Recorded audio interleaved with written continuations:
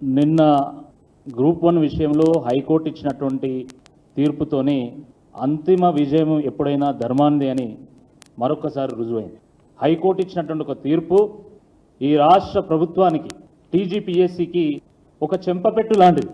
ఇది విద్యార్థులు, ఈ రాష్ట్ర యువత, గ్రూప్ 1 యాస్పిరెంట్స్ వాళ్ళ యొక్క పోరాట ఫలితం ఈ తీర్పు. ఇది వారి సాధించినటువంటి ఒక గొప్ప విజయంగా మేము భావిస్తూ ఉన్నాం. అదేవిధంగా ఈ విద్యార్థులకు అండగా నిలిచినటువంటి బీఆర్ఎస్ పార్టీది కూడా ఒక నైతిక విజయం అని చెప్పి మేము భావిస్తున్నాం. ఎందుకంటే ఈ గ్రూప్ 1 పరీక్ష నిర్వహణలో, ఫలితాల్లో, మూల్యాంకనంలో అనేక అవకతవకలు జరిగినాయి.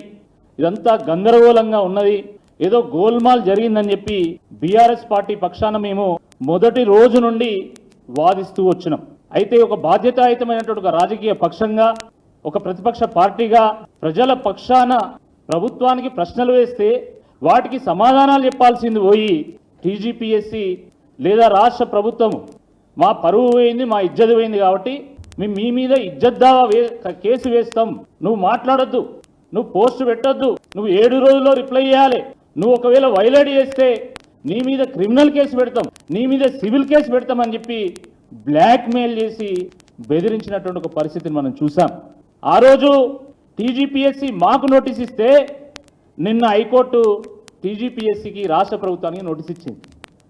న్యాయం ఎవరి వైపు ఉందో చాలా స్పష్టంగా అర్థమైంది. ఎన్ని అనుమానాలు, ఎన్ని అవకతవకలు, ఎంత గందరగోళం, ఎంతమంది సఫర్ అవుతా ఉన్నారు, అయినా కూడా ప్రభుత్వానికి కనీసం చీమ పుట్టినట్టు కూడా లేదు.